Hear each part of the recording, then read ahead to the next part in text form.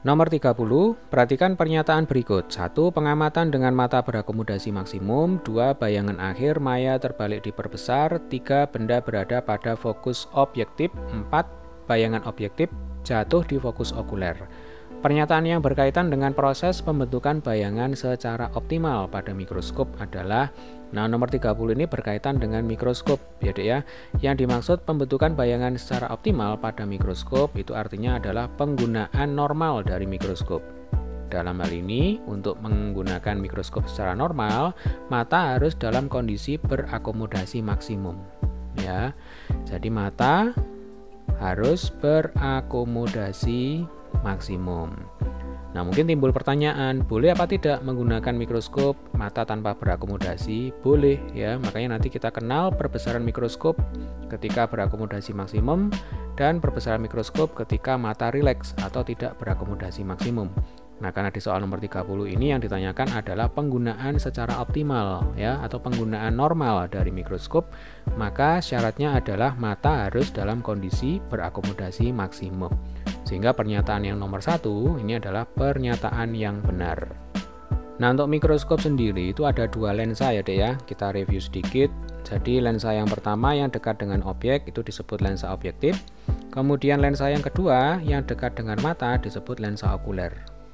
Nah, kalau digambarkan kurang lebih seperti ini ya.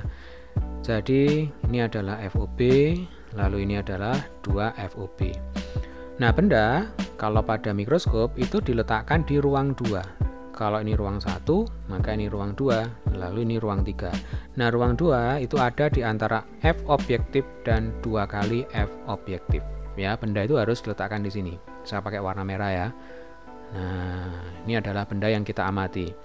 Jadi, langsung saja ya. Untuk pernyataan yang nomor 3, benda berada pada fokus objektif ya, berada di sini. Ini adalah pernyataan yang salah. Karena mestinya benda itu harus diletakkan di antara fokus objektif dan 2 kali fokus objektif. Jadi nomor 3 ini adalah pernyataan yang salah. Kemudian yang nomor 2, bayangan akhir maya terbalik diperbesar. Ya, ini sebenarnya adalah pernyataan yang benar. Jadi nomor 30, jawaban yang benar itu adalah yang A, 1 dan 2. Mestinya yang lain ini salah ya. Oke, sekarang kita cek sambil kita berlatih. Pembentukan bayangan pada mikroskop. Jadi ketika bayangan pada lensa objektif itu jatuh di sini ya. Nah, ini kita sebut sebagai S aksen objektif. Kemudian ini kita sebut sebagai S objektif. Nah, bayangannya lensa objektif ini dipandang sebagai bendanya lensa okuler. Nah, supaya mata berakomodasi maksimum, maka nanti bayangan dari lensa okuler itu harus berada pada titik dekat mata normal yang biasa disebut sebagai PP ya. PP itu punktum proximum.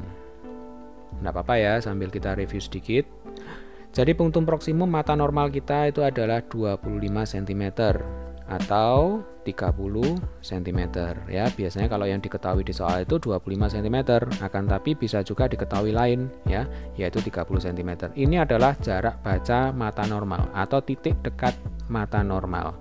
Nah, supaya mata berakomodasi maksimum, maka bayangan yang dibentuk oleh lensa okuler itu haruslah jatuh di titik dekat mata kita.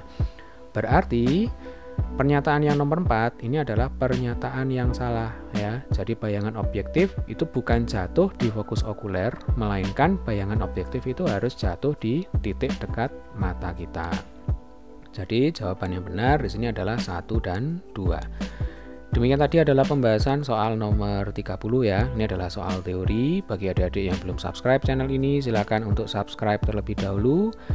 Kemudian jangan lupa di-share ke teman-teman agar semakin banyak teman-teman kalian yang juga menonton video ini. Selamat belajar, tetap semangat, sampai ketemu di video pembahasan soal